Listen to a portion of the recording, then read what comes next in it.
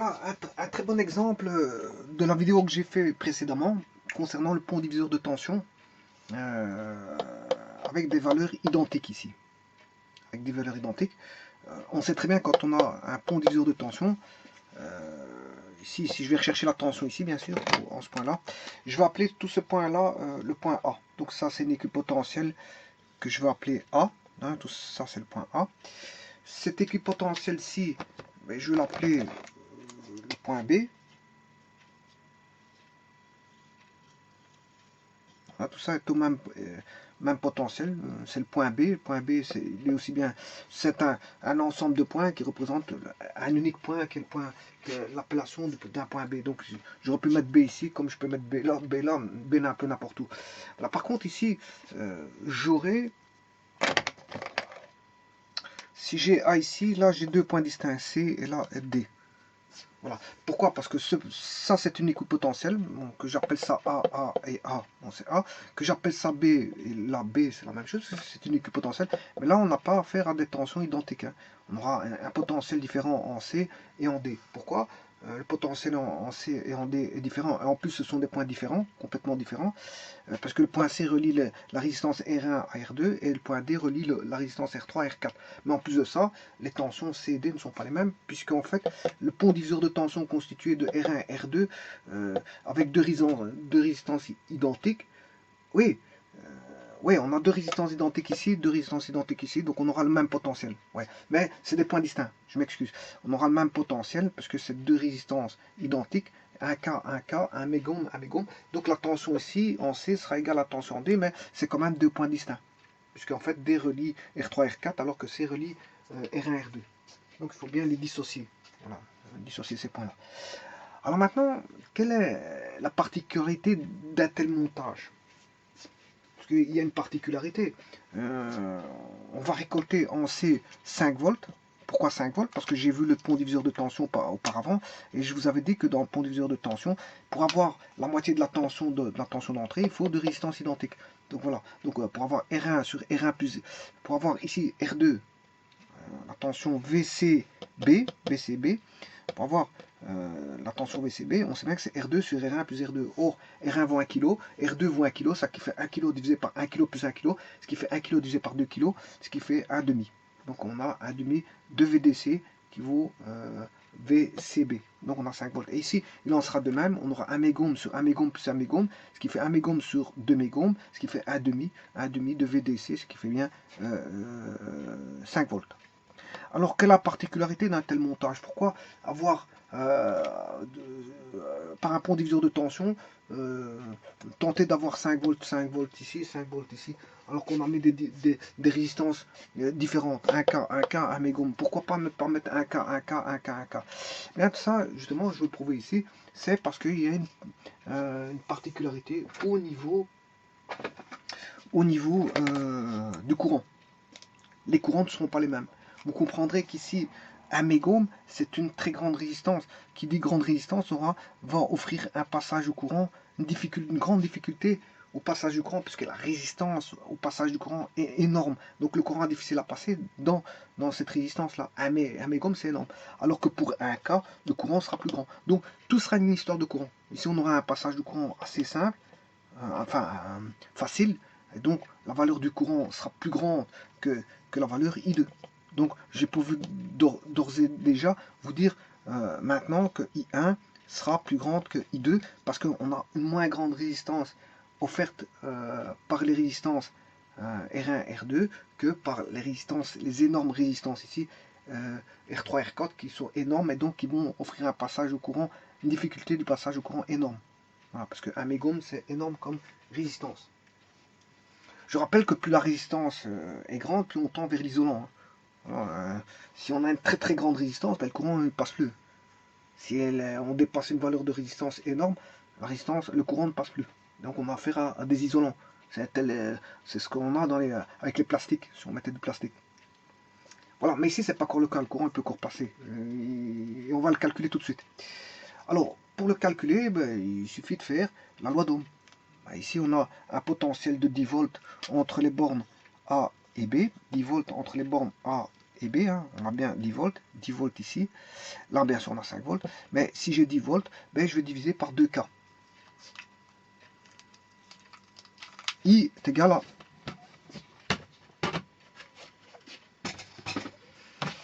le courant par la loi d'Ohm, la tension divisée par la résistance, donc I est égal à I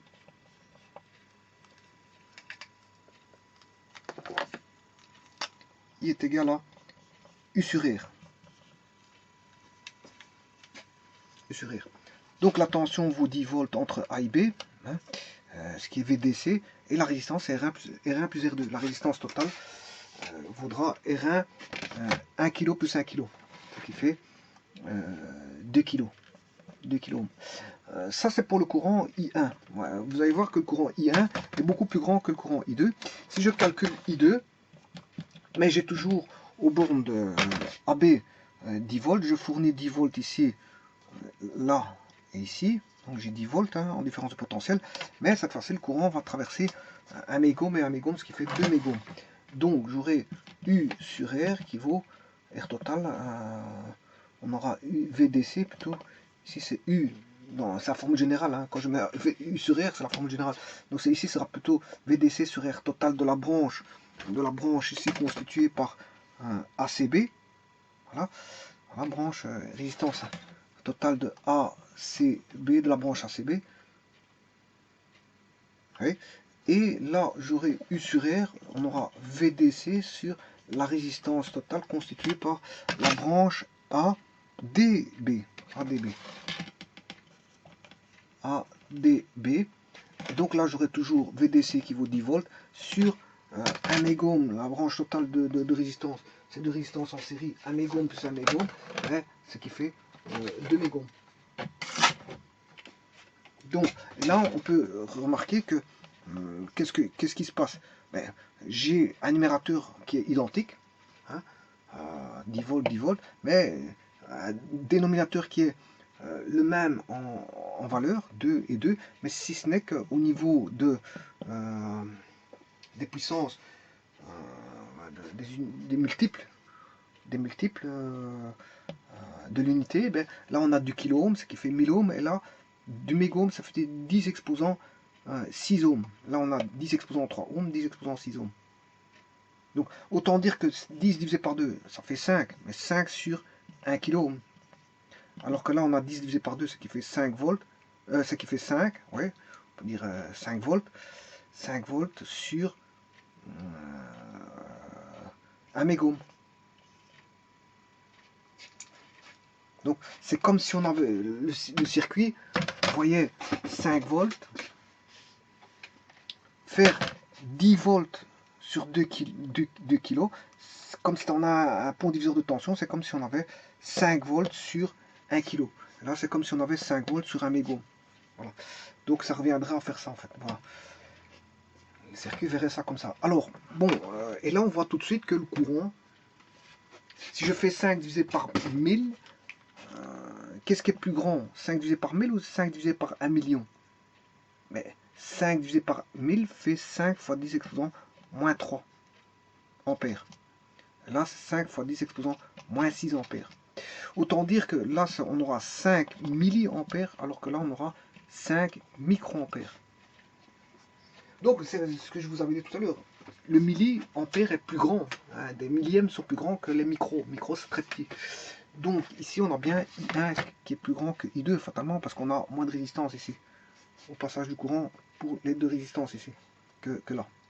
On a moins de résistance au passage du courant que là, parce que là c'est 1 kg, là c'est 1 mégohm, et encore c'est 1 mégohm plus 1 mégohm, donc il a des difficultés à passer ici. Voilà. De toute façon ici, ici il traversera 2 mégohms. Voilà. Donc 10 volts sur 2 mégohms, c'est dans un pont de diviseur de tension, c'est comme si vous voyez 5 volts sur 1 mégohm. Tout comme ici, 10 volts sur 2 kΩ, c'est comme si vous voyez 5 volts sur 1 kg. On peut simplifier ça comme ça. Voilà. Donc ici, la particularité de ce montage-là, qu'est-ce que c'est?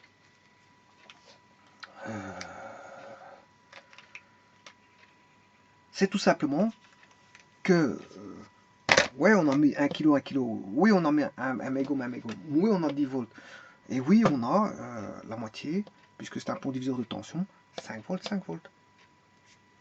Mais la différence près, c'est que au niveau des branches, le courant ne sera pas le même.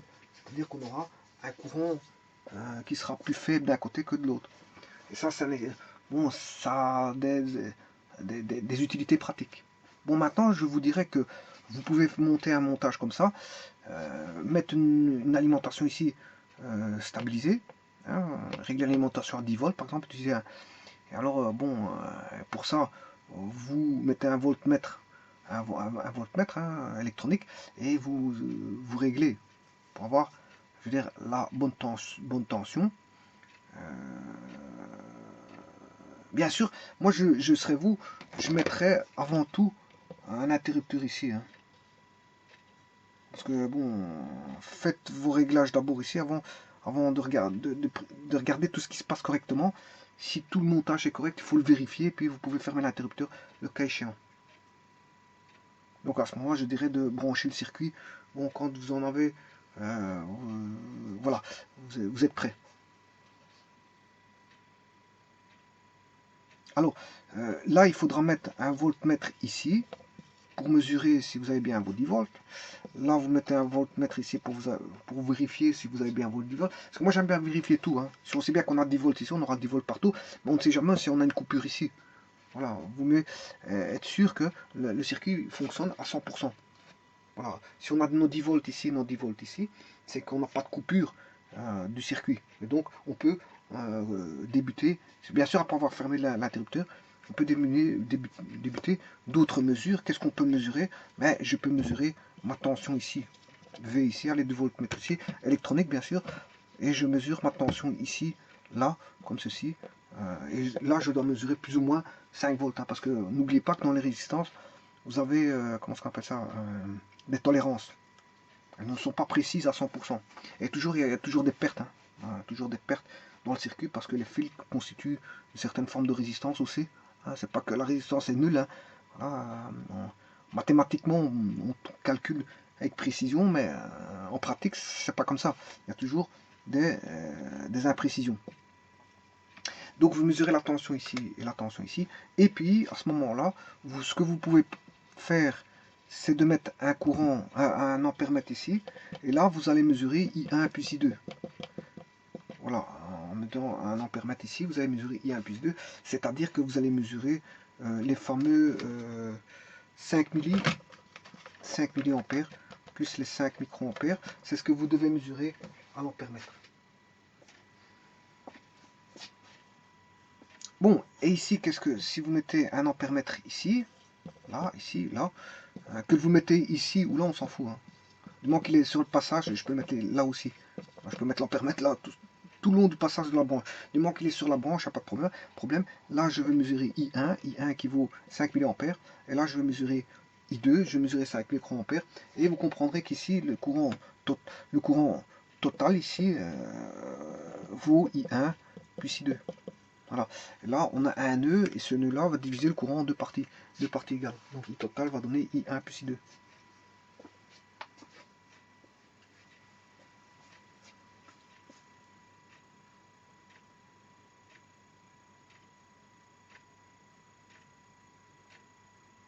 Bon, ici, comme on a toutes des tensions continues et des courants continus, il n'y a pas besoin de l'oscilloscope. Hein.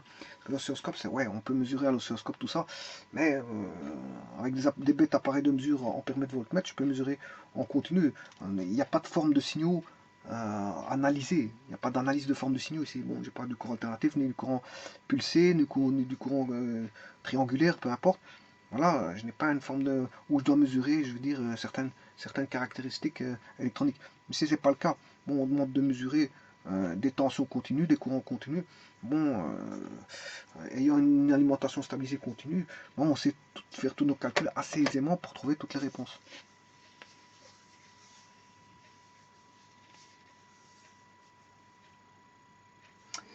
Voilà, je vous remercie.